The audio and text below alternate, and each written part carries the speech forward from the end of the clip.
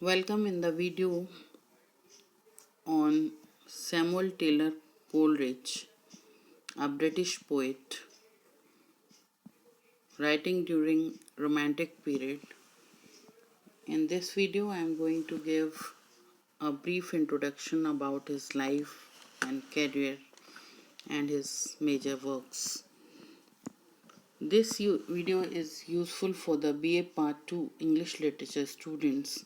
It belongs to Paper 1 Poetry and Drama. I am Dr. Vinita Bhadoria, Associate Professor of English in Government College, Behror. Samuel Taylor Coleridge was an English poet, literary critic, philosopher, and theologian or theologist. He, with his friend William Wordsworth, was a founder of the Romantic movement in England and a member of Lake Poets. He was born on 21st October 1772 in the remote Devon Blaze of Ottery St. Mary in United Kingdom or England. His father was the Reverend John Coleridge, the well-respected vicar of St. Mary's Church, Ottery St. Mary, and was headmaster of King's School, a free grammar school established by King Henry VIII in the town. He was distinguished for the scope and influence of his thinking about literature as much as for his innovative verses.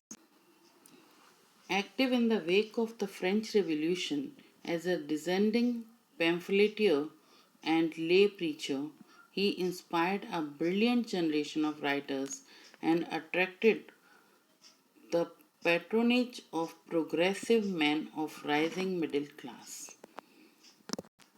As William Words's collaborator and constant companion in the formative period of their careers as poets, Coleridge participated in the sea change in English verse associated with lyrical ballads in 1798. His poems of this period are speculative. His poems of this period were speculative, meditative, and strangely oracular, put off early readers but survived the doubts of Wordsworth and Robert Southey to become recognized classics of the Romantic idiom. Coleridge renounced poetic vocation in his 30th year and set out to define and defend the art as a practicing critic. His promotion of Wordsworth's verse, a landmark of English literary response, proceeded in tandem with a general investigation of epistemology and metaphysics. Coleridge was preeminently responsible for importing the new German critical philosophy of Immanuel Kant and Friedrich von Schelling. His associated discussion of imagination remains a fixture of institutional criticism, while his occasional notations on language proved seminal for the foundation and development of Cambridge English in 1920s. In his distinction between culture and civilization, Coleridge supplied means for a critique of the utilitarian state which has been continued in our own time. And in his late theological writing, he provided principles for reform in the Church of England.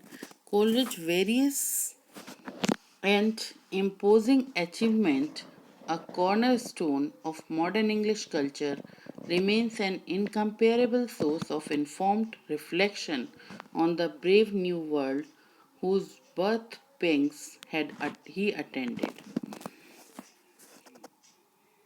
Coleridge is one of the most important figures in English poetry. His poems directly and deeply influenced all the major poets of the age. He was known by his contemporaries as meticulous craftsman who was more rigorous in his careful reworking of his poems than any other poet. Coleridge grew up surrounded by books at school, at home, and in his aunt's shop.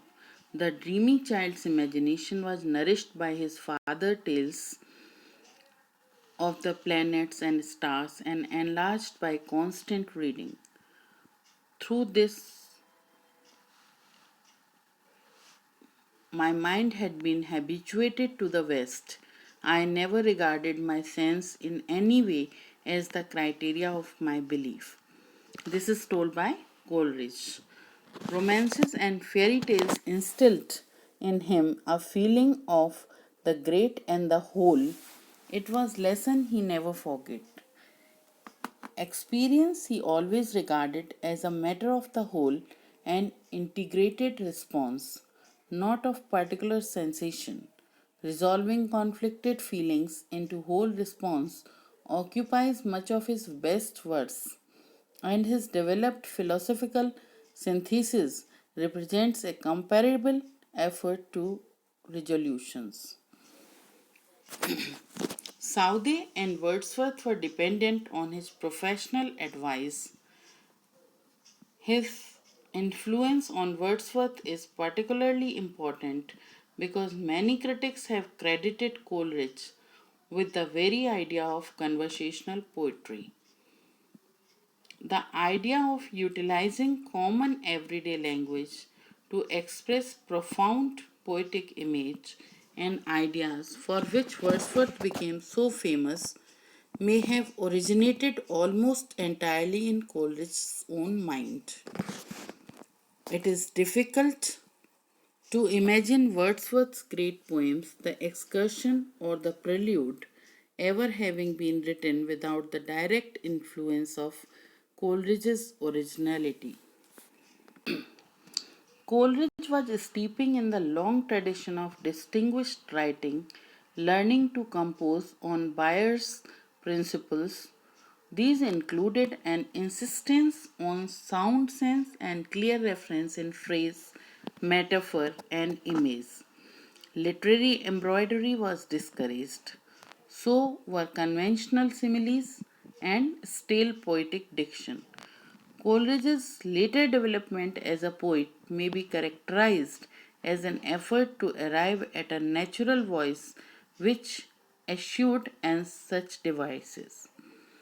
Critical of the rhetorical excesses of the poetry of sensibility which prevailed at the time, he would join forces with Wordsworth in promoting natural thoughts with natural diction. Coleridge is arguably best known for his longer poems, particularly The Rime of Ancient Mariner and Christabel. Christabel, which is prescribed in your course. As important as Coleridge was to poetry as a poet, he was equally important to poetry as a critic. His philosophy of poetry, which he developed over many years, has been deeply influential in the field of literary criticism. Now the question rises, what is poetry according to S.T. Coleridge?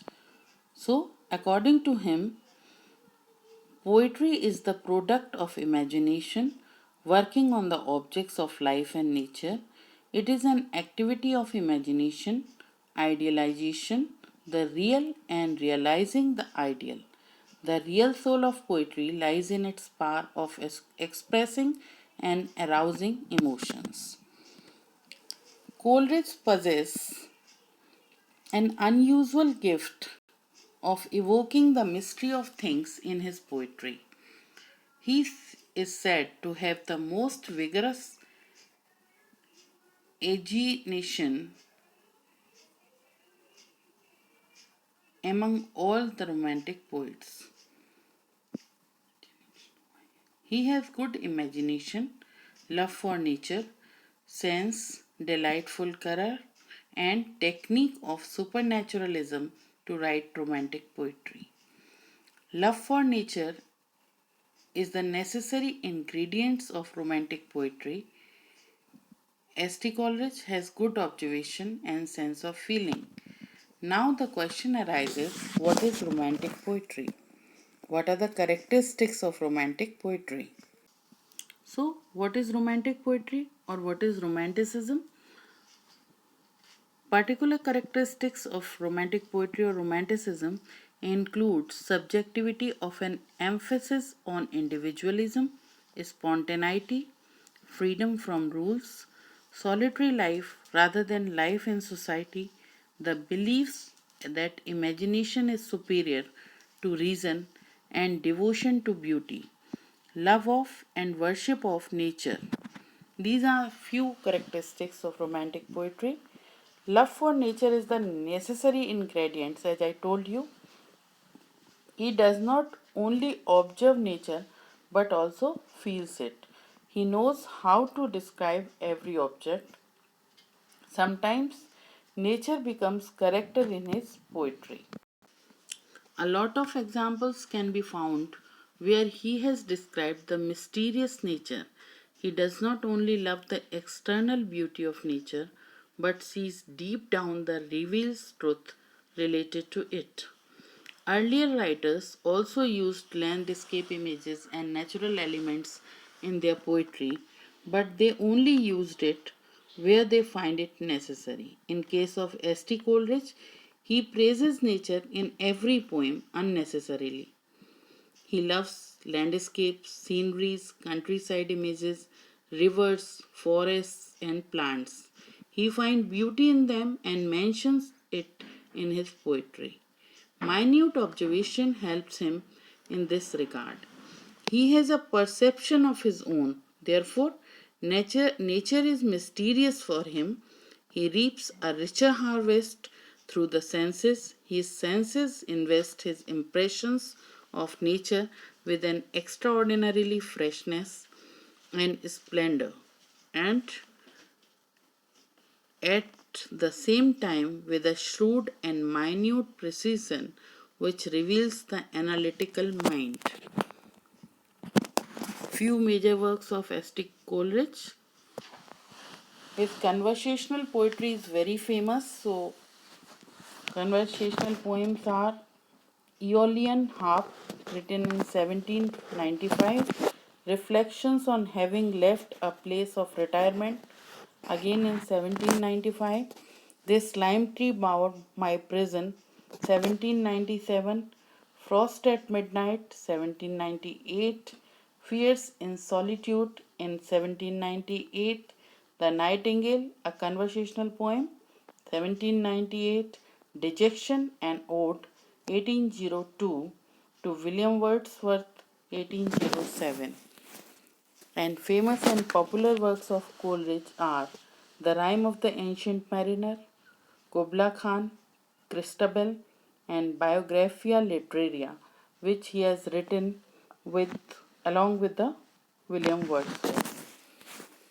This is all about the romantic poet S.T. Coleridge, and this is all in this video.